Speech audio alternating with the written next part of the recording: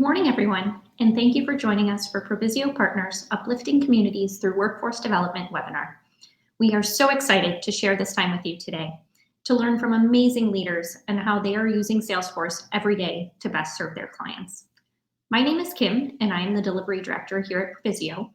My favorite part of my job is getting to work with incredible clients like the women you will hear from today to define and realize their vision for their data. It is so fulfilling to hear the stories of program improvements that are implemented because now organizations are finally able to see tangible reports that can lead to truly data-informed decisions.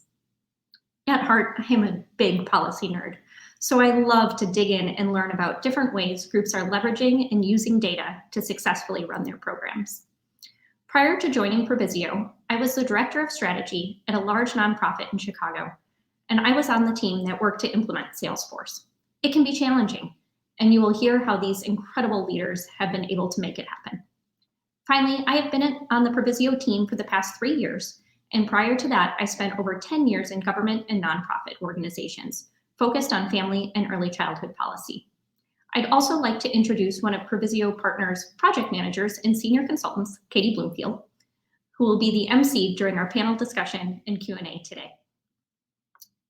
We are pleased to introduce to you the panel of incredible women from across the country that lead truly innovative workforce development programs.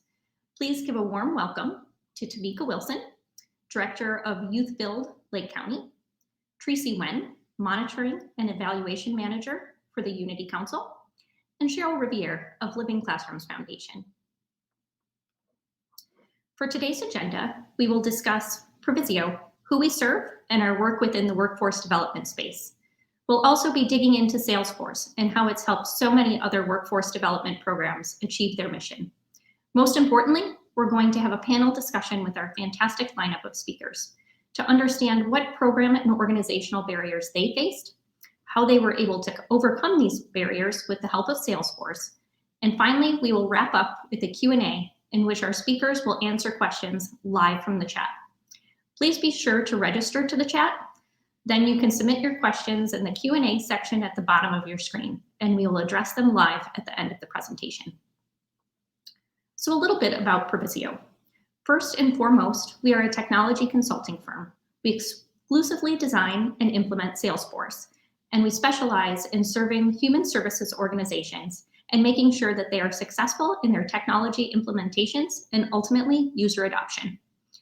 Our firm is comprised of not only Salesforce technology consultants and developers, but former nonprofit and public sector leaders who are true subject matter experts.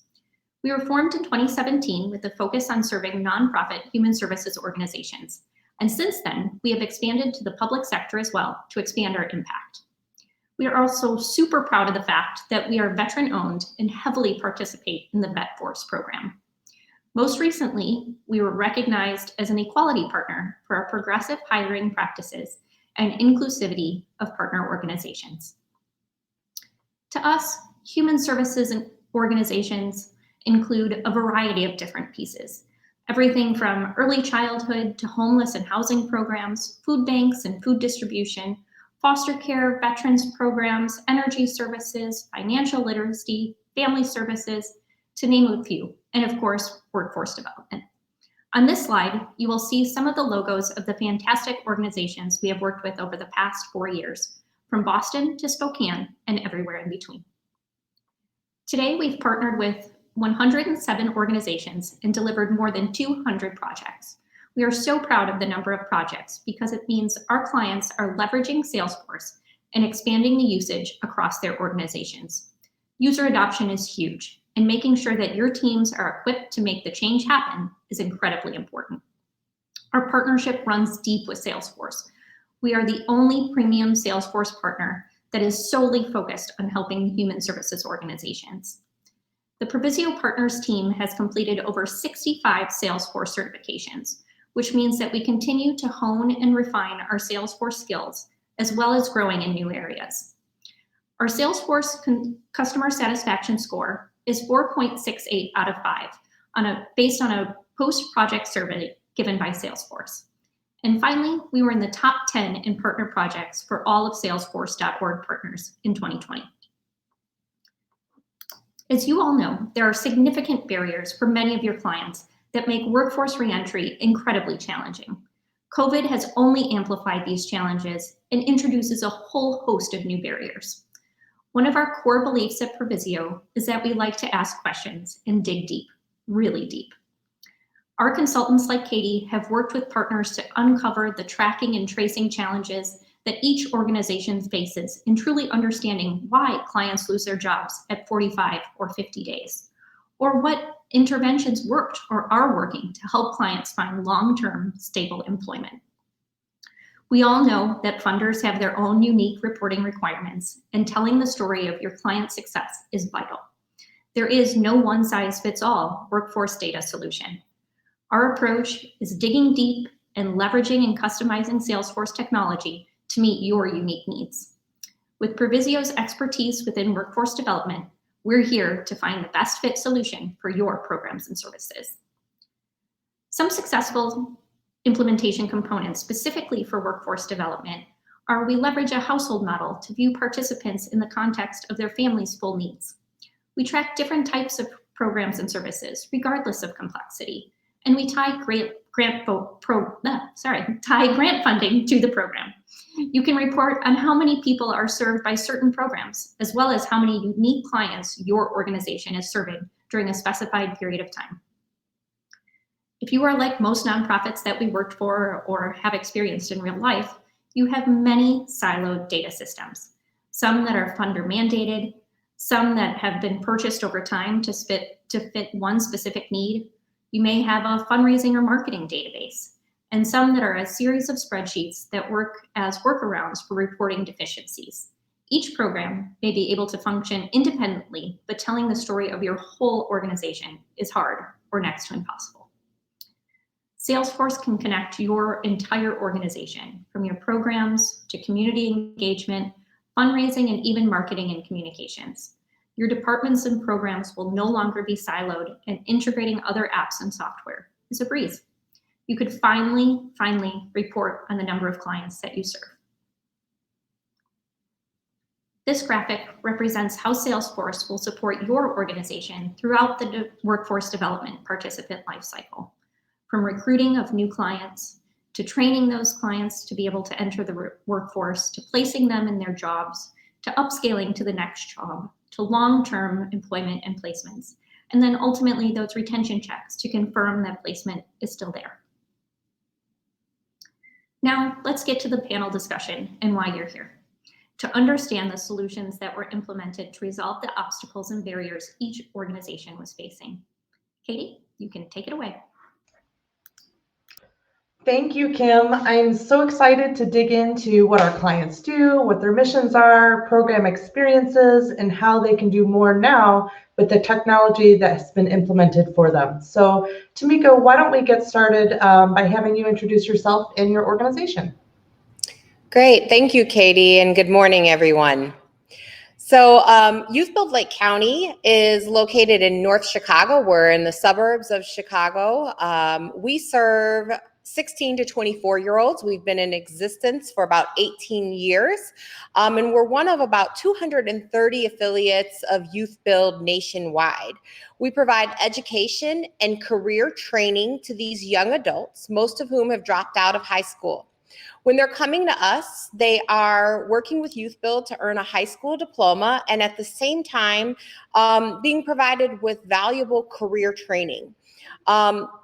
YouthBuild Lake County provides at our core training in trades and construction by building affordable housing. But YouthBuild Lake County also offers the opportunity for young adults who are interested in other career pathways, in demand career paths in Lake County, to also look at healthcare or transportation distribution and logistics or information technology to expand their knowledge and gain training in those particular areas. And we're also providing those soft skills, those career development areas, such as resume writing, mock interview training, job search, post-secondary exploration, and life skills such as workplace communication, development, and financial literacy. Great, thank you so much, Tameka. Treecy, why don't you go ahead and go next? Hi everyone, thank you for having me here. I am Treecy Nguyen. I am the Monitor and Evaluation Manager at the UD Council. The UD Council is headquartered in Oakland, California.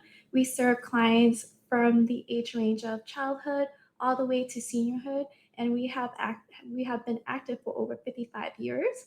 We do work in many service areas such as Head Start, real estate development, property management, PSC, which is a social enterprise for reentry and hard to employ adults, and community programs, which is what I am a part of.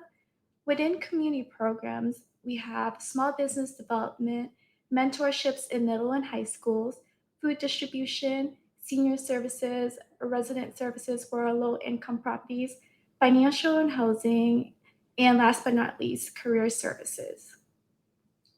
Great. Thank you so much, Treecy. Cheryl, why don't you go up next? Sorry, Cheryl, you're on mute. Sorry about that. Good morning. My name is Cheryl Riviere, and I'm the Managing Director of Workforce Development for Living Classrooms Foundation, and we're located in Baltimore, Maryland. And Living Classrooms focus on several lenses. We have youth development, environmental education, health and wellness, and workforce development. I manage all our workforce development programs, in which we have signature programs that work with adult and youth reentry. We also serve unemployed and underskilled individuals in getting skills training. And we have a variety of skills training, such as CNA, GNA, the 99-hour childcare certification, and we have construction skills training. Also under workforce development, we have a violence prevention program called the Safe Streets program, in which we also mediate conflicts in communities, in addition to providing workforce development services to those individuals who live within those communities of our Safe Street sites. And I'm happy to be here. Thank you so much, Cheryl. And thank you for all of your introductions, ladies. We really appreciate you being here today. Let's go ahead and dig in. We'll start with Tameka. Tameka, so can you tell us a little bit about the barriers that you were previously facing with member recruitment, career readiness, member success, and your alumni follow-up? Certainly, yeah. So, with our program, as I'm sure many other programs have experienced, we were living in a world of spreadsheets. Many of our departments within our organization, the staff felt very disconnected. There was no uniform way for us to communicate across the different departments, across various staff. As young people were transitioning from one aspect of our programming, whether it be the intake process, into their education aspect, into their career development aspect, or even as they were ready to go into placement, because we were operating again in these spreadsheets. There was no real-time communication. So the program management module opened the door for that real-time communication. We got a clear view and understanding of the status of every young adult. We are able to see there what we call our member success plan, and the case notes of what's going on with each of those young people as it's happening, because any staff member is able to now enter that information right after a conversation, or possibly during a conversation. We're able to do that literally from our cell phone. We're able to do that from a laptop while we're having that conversation with them. And even as myself, the executive director, as I'm greeting a young person who's walking in the door, I'm getting a daily report of just what's going on with the young people on an ongoing basis now. And I'm able to offer encouragement around something that's been a challenge, or I'm able to celebrate a success now. And it helps create a cohesiveness and a collaboration that we didn't have previously. In addition to that, it improves our compliance around our grants. Being a federally and state funded 501c3, we have a lot of obligations that require that we're meeting certain reporting standards, and that we're handling certain things that we really want to make sure that we're just staying up to date on. And this, again, creates a real-time change in the way that we're able to manage our reporting and our systems. So it's really changed the way we're able to operate as a staff, and it's made a huge difference in that aspect. Great, thank you so much, Tameka. Treecy, let's go to you next. So can you tell us a little bit about how working with an experienced human services partner helped you to navigate your organization-wide implementation? Yes. So working with multiple database and spreadsheets and trying to manually put these reports together, I'm like, this needs to change. I went ahead and researched partners to address our needs. One of my concerns that I had was that I would end up with a consultant that just wanted to complete the implementation without fulfilling the organization needs. It does cost money to build out the system, and if things go wrong, it's in my hands. Going into this, I honestly had no idea what I would be doing. Would I all of a sudden become a developer and help the partner build out the app? I had thousands of questions. Provisio answered all of my questions. They helped break down each part of the implementation process, so it made sense for someone coming from a non-tech background. I felt comfortable working with Provisio because they had experience working with other nonprofits and they understood the nonprofit world language. This might sound like I was paid to say this, but honestly, working with an experienced partner like Provisio to implement Salesforce has been the best decision that I've made. Thank you so much, Treecy. That's very nice and really good to hear. Cheryl, can you tell us a little bit about the barriers that you were experiencing previously with your agency-wide reporting needs? And I want to second what Treecy said about Provisio. Some of the barriers that we faced was that each program was tracking data differently and in the world of spreadsheets. So it made it very hard for us to really check the efficacy of data and our impact that we're having on families throughout our several programs. We had an inaccurate way of tracking job retention and employer partners. We didn't have a tool in place where we were able to track job retention, and each program was doing it differently. And I think that the biggest barrier to any programming or any organization is we had an inability of making data-informed decisions as it relates to training and interventions because we did not have a system-wide system in place to track all our data accurately. And I was so happy when Provisio came in. Thanks, Cheryl. We appreciate it. Tameka, can you tell us a little bit more about your implementation, specifically Salesforce's program management module and Provisio's bird's eye components? How has that helped to improve your business processes? Yeah, so overall, the implementation has improved communications throughout the entire program staff and the agency in its entirety. The implementation process was incredibly smooth. This was our third implementation process with Salesforce. We actually started with Salesforce about 7 years ago, where we brought in a donor system and then added the program component on 2 years after that. So adding program management module was an addition to our existing Salesforce instance. And I have to kind of echo Treecy and Cheryl that this was a very smooth and well put together process. Working with Provisio, you all provided us great tools to kind of usher our staff through the process. Our in-house Salesforce champion was able to work hand in hand with you, Katie, and take things back to the team that would work on the ground and say, you know, this is what we're thinking about doing. Is this going to work in real life? Because oftentimes what we conceptualize isn't what's going to work when we think about how we actually work with our participants, our young people, and we were able to block and tackle and make changes along the way. One unique thing that came up as we were going through this process is there was a change with the package. Service schedules were introduced as part of the process, and it threw our time schedule off a little bit.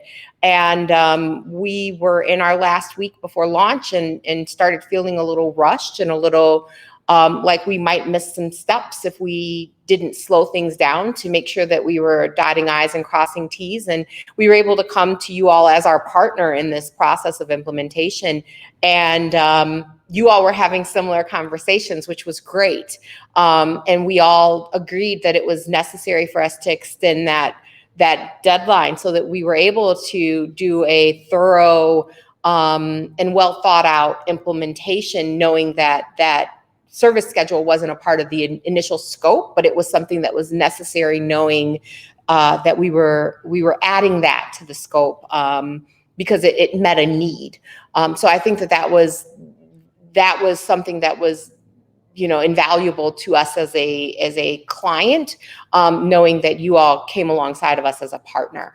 But it's really been a tremendous help. So and again, with the experience, this has been a really great addition to what we were already, how we were already utilizing Salesforce.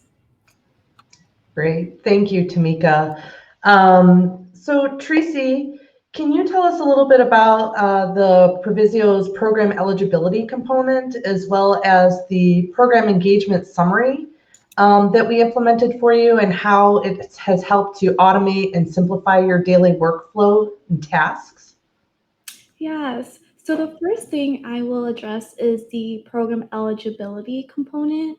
Prior to implementation, when clients first enter community programs, they would fill out an intake form. Based on their responses on specific needs, they would be referred over to those programs. We were using spreadsheets to filter out the responses and manually copy and pasting these clients' information onto our referral spreadsheet. What made it even more difficult was that some of these programs had specific eligibility rules. For example, our youth career services. The client needs to be between the ages of 16 and 24 and out of school. As you can imagine, it took a lot of labor just to confirm the eligibility. So Provisio built out a process so that within Salesforce, when the intake response matches the eligibility rule that we set on the client's intake, it would display that the client is eligible for certain programs. With a click of a button, a referral is created automatically. As you can see on the screen, the program eligibility is built within the intake. The status determines whether the client is eligible or not.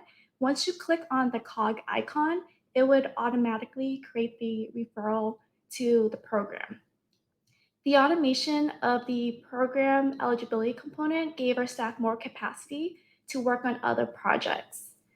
So to address the second part about program engagement summary, prior to implementation, when a client comes in looking for work, there is a chance that they're also looking for support to pay for rent.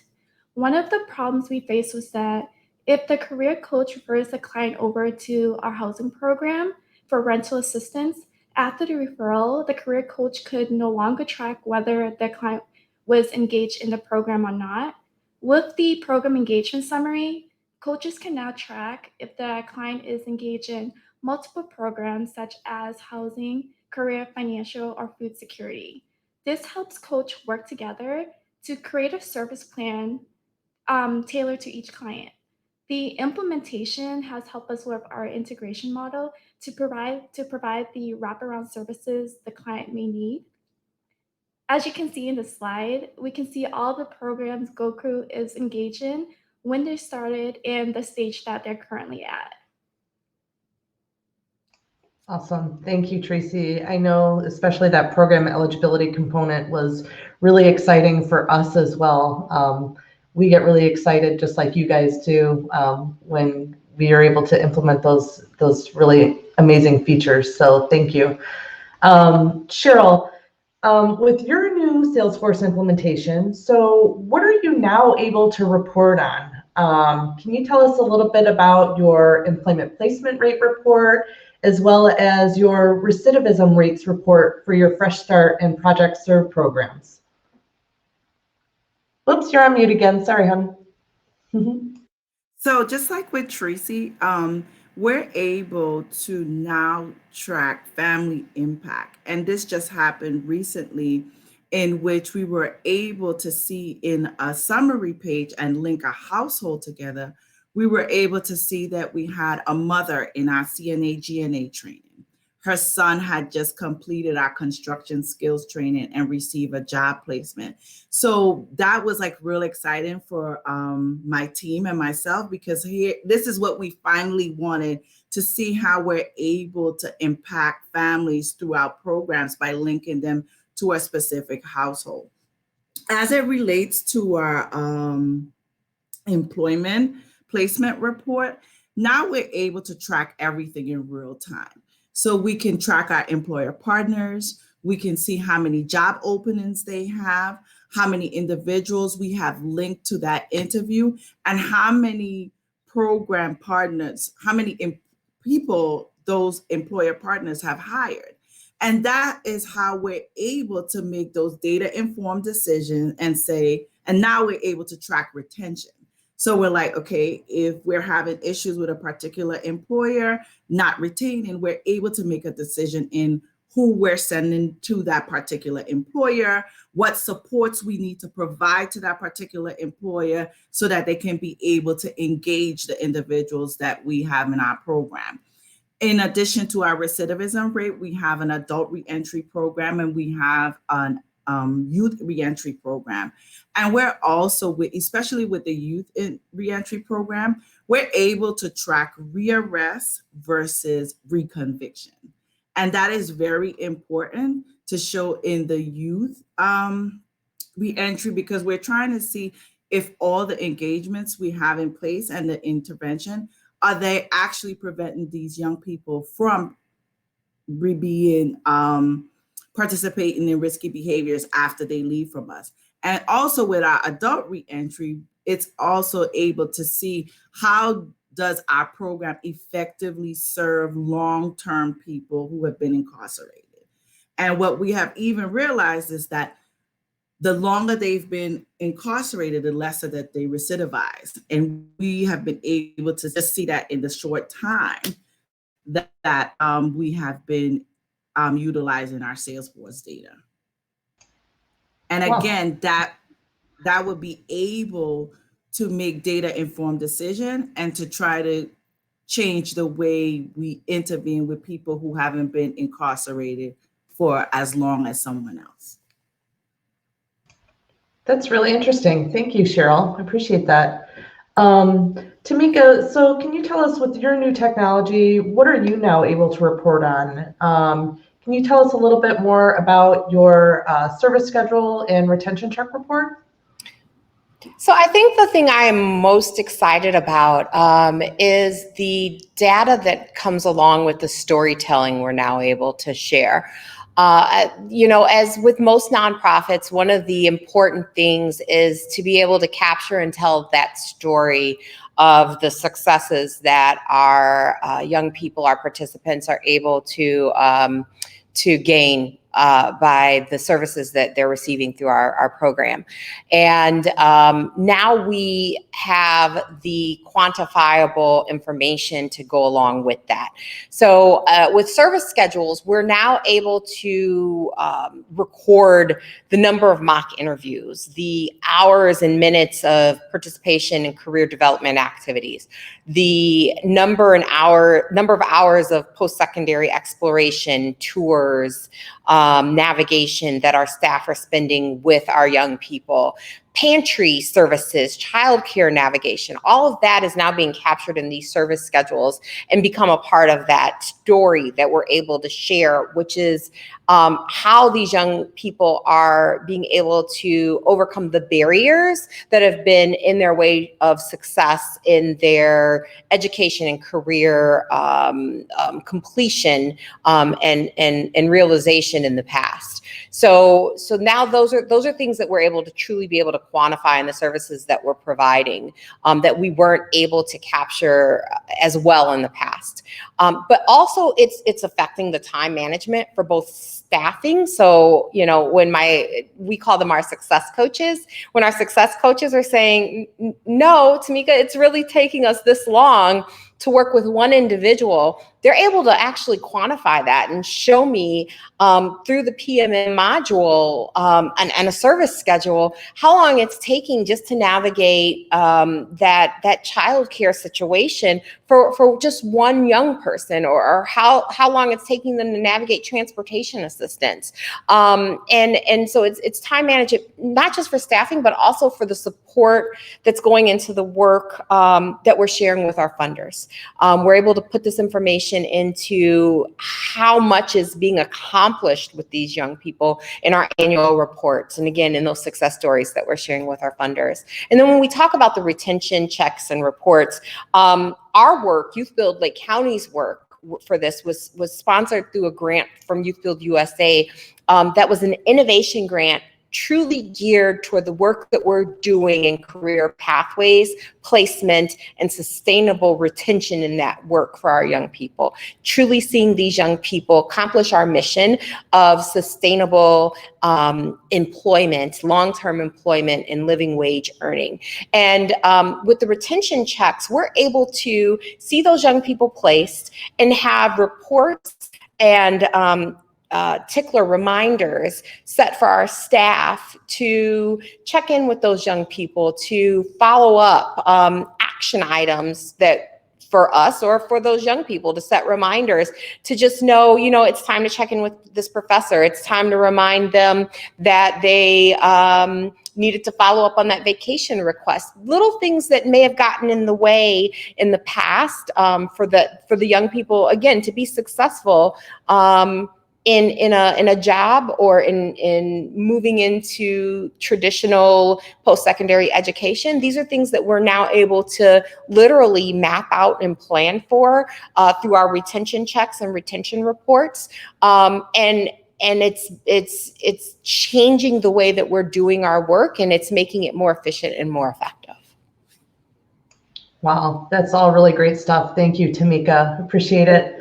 So Treecy, let's go on to you next. Now that your phase 1 implementation is complete, what are your possible phase 2 future plans to leverage the Salesforce .org platform? So are there any specific new applications or products that you're hoping to utilize in the future? Yes, so with Salesforce, the vision is endless. One of my plans to leverage Salesforce is to automate more processes.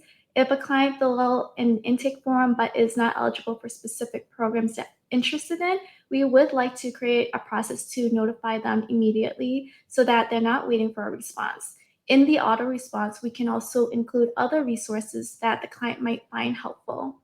Another plan is more data analyzing. We're currently exploring our options with Tableau, so we would like to learn new ways to integrate Tableau analytics with Salesforce. This is the first time we've had this much data in one system. With the analyzed data, this would give us more opportunities for growth with our organization to help the underserved communities and provide the clients a more personalized experience. The data will also help us make better decisions on the most effective ways to allocate our resources for social impact. Another program that we have is Head Start, which is a federally funded program, and we are required to use the database Child Plus. We're hoping that we'll be able to integrate Head Start's data into our system so that we can start analyzing data on an organization level. Lastly, We want to grow Salesforce outside of just community programs. The marketing team is currently researching marketing automation tools at the moment. We are familiar with Pardot, so we are exploring the option because we know that it is a powerful tool for marketing teams to take their marketing strategy to the next level. So we're really excited and looking forward to what the future holds for us with Salesforce. Awesome. Thank you, Treecy. I hope we're able to work with you on some of those great ideas. Appreciate it. Cheryl, can you tell us what you think your organization plans to improve or expand on in the future? Are there any new applications or products that you're hoping to implement?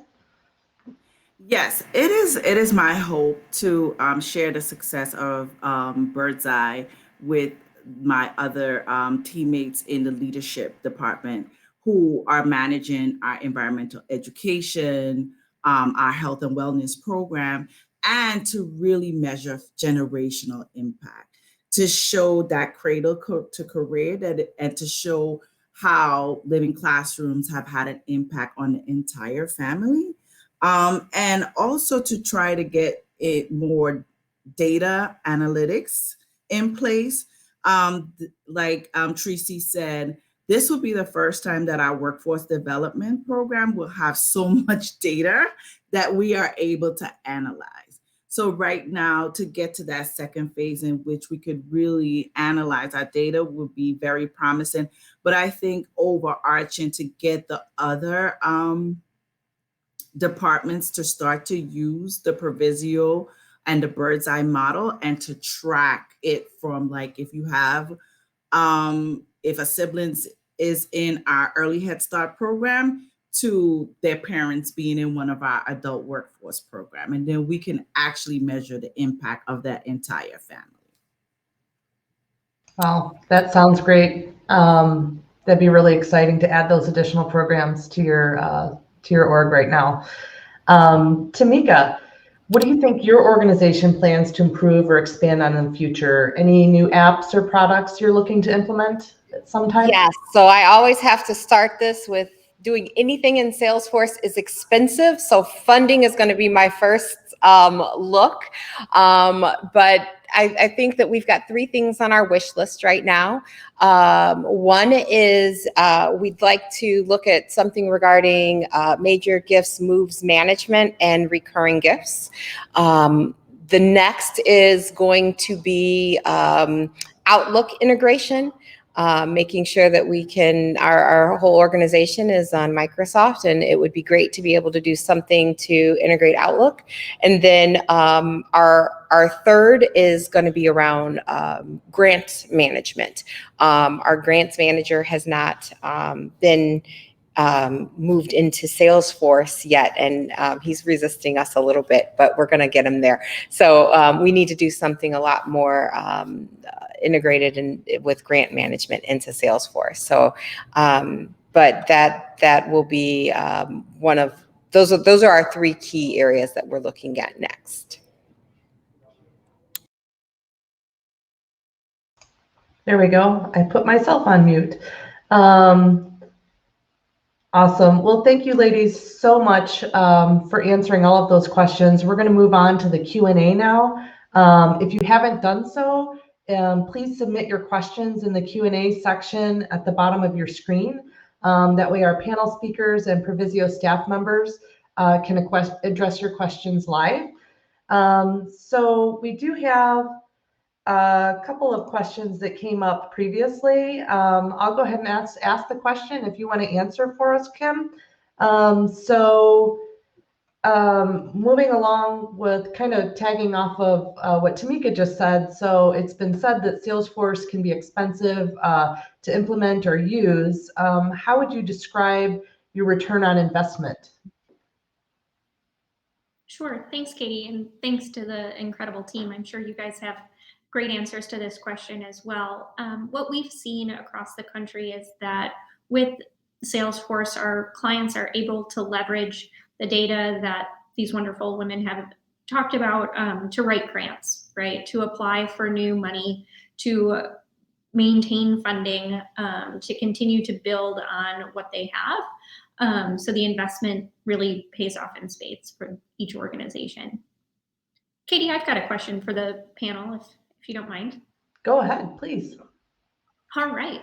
So ladies, we see so frequently organizational readiness matters, right? And having your organization ready to take on Salesforce and a big change. Can you talk a little bit about how you tackled some of those organizational readiness challenges within your teams and ultimately made your team successful?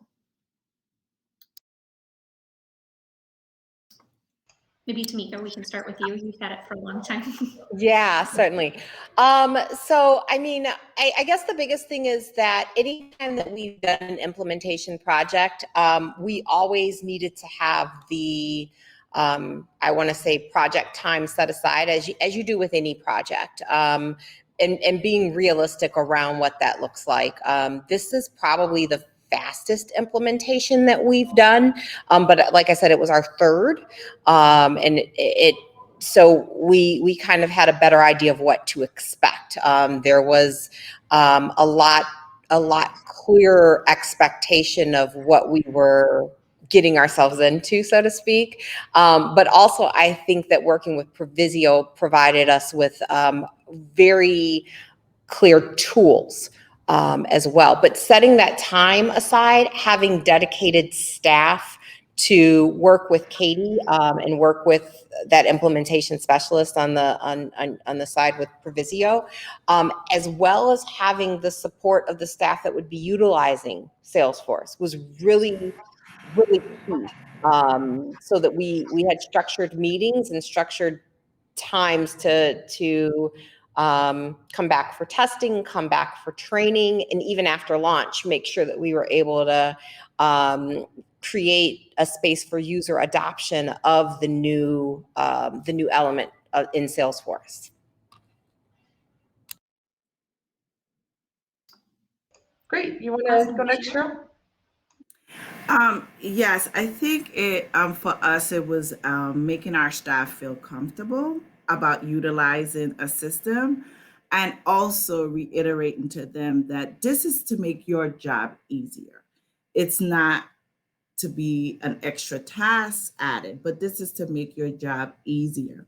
And then including them throughout the whole process of like designing, implementation, and making them feel a part of it.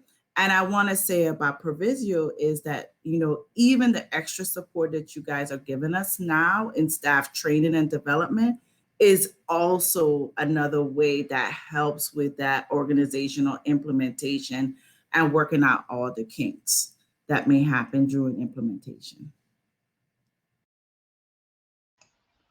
Great. Treecy?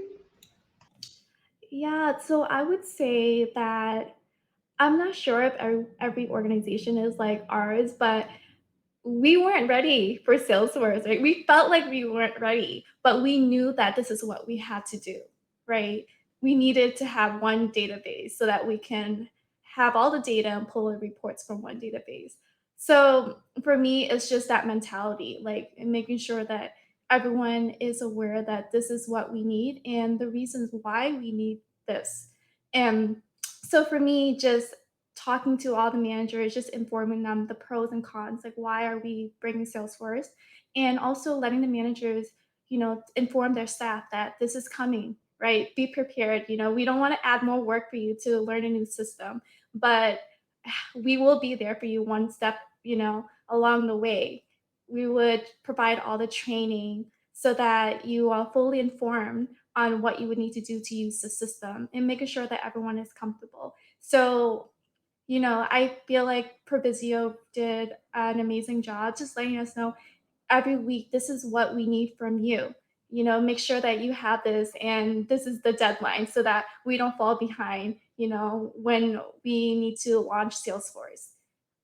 Another thing that I would add is making sure that you have that point of person that you can trust to run things. Make sure that all the things that we need to work with a consultant, it's going to happen. Having someone chase down the managers for things that we would need, I think that's also really important. So yeah, that's my answer. Great. Thanks so much, Treecy. Kim, we have one other question here. So wanted to know, can Salesforce track and report on program outcomes and key performance indicators? You're on mute, Kim. There you go. Sorry about that. Yes, of course. It sounds corny, but we love to talk about moving from counting outputs to outcomes, and it truly can happen. As you've heard from these ladies, they're moving more towards visualizing their data and using their data in different ways. I'm so interested to hear from you ladies. Is there any data points that you've seen now through Salesforce that have surprised you? Things that have made you take a turn in one of your programs, anything that's resulted from your implementation and being able to see data in a different way. Cheryl, I think the risk, yeah, I think it's the recidivism data in which we were able to see that individuals who, like, we work with individuals who may have served 40 years in prison to someone who have served 6 months. And what we really see is that the one who have served 40 years, and you give them the support, you provide them with everything they need, are less likely to recidivate than the one who served 6 months. And, you know, we did know that, like, on a grand scheme of things, but to actually see it in data is has, like, really got us to a point that, okay, we need to have this more support for that 6-month person versus for that 40 years person. So I think that that has been very transforming for our decision making. I can go next. So for me, it's pulling reports. So we're starting to look at trends, right? Our clients are filling out the intake form, and the responses, it tells us what their needs are. And we noticed that because of COVID, a lot of our clients are now needing housing assistance.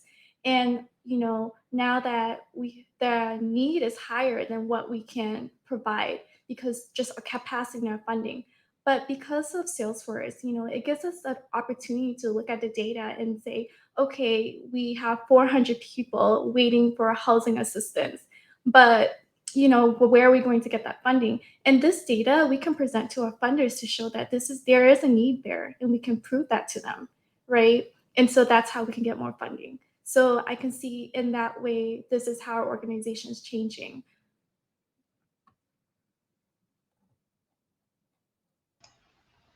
Great. And Kim, I think there was one other question that we had there. I don't know if you want to take that one. Sure, on cost, Kate? Yeah. Sure. So in regards to cost, every organization is different. So licensing structure, all of that gets kind of figured out during the process. But I will mention that we, you know, what it costs is of not having this mission critical system to streamline and automate your processes. You know, think about the cost that you have of duplicate data entry right now. All of those spreadsheets that are workarounds that are taking your team time. And, you know, it doesn't really matter where you are or your budget. You know, if you're advanced like Tameka or beginning like Treecy, we'll work with you to design that real solution for you that meets your budget and your needs. Can I just add to that also, because I know I brought up cost? Yeah. The interesting thing, you know, as I had mentioned, we've done 3 implementations. They've all been funded because by grants, by funders. The funders, the philanthropists, they're interested in having this data. The story can be told, this case can be made, exactly what you just said, Kim. The cost of not having access to this data is so important that the investments are being made in nonprofits so that we have access to share this information. being able to just see the value in it and make the case is often just as important as your core mission. And there are funders there that will support and invest and support your investment in the technology. So I have to reiterate, I just wanted to be able to kind of piggyback my it's often a you look at that and you can make the case to your board, you can make the case to your funders, because it's very, very important that you are able to see that information, that data at the end of the day, to understand what the service is that you're providing and quantify it as well. Awesome. Thanks, Tameka.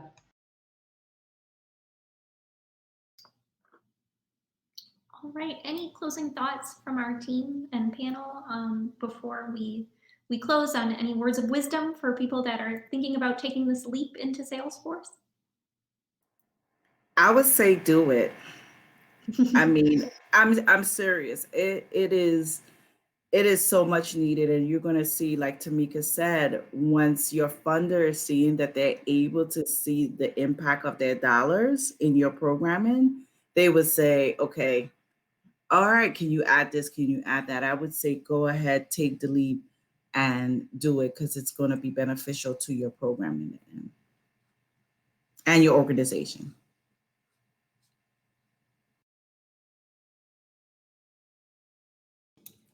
I'll also add that there are so many organizations out there and they're on different levels, right? And if you're really interested in Salesforce, I would recommend reaching out to the organizations that do similar work to you and see what their experience has been with Salesforce. You may learn that they've never had Salesforce before. And like me, it's our first time having Salesforce for community programs. So yeah.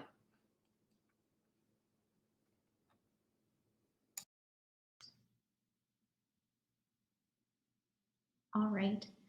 Well, thank you so much, everyone, for joining this afternoon for our webinar. Thank you to our incredible panel. Thank you, Cheryl, Treecy, Tameka, for sharing your great insights on how you've run your organizations, how you've implemented Salesforce. We've all learned so much. Moving forward, if you're interested in learning more about Provisio, our contact information is up there on the screen. You can always shoot us an email, give us a call, or visit our website. We're happy to follow up with you. Thank you again, everyone. Enjoy the rest of your day. Bye-bye.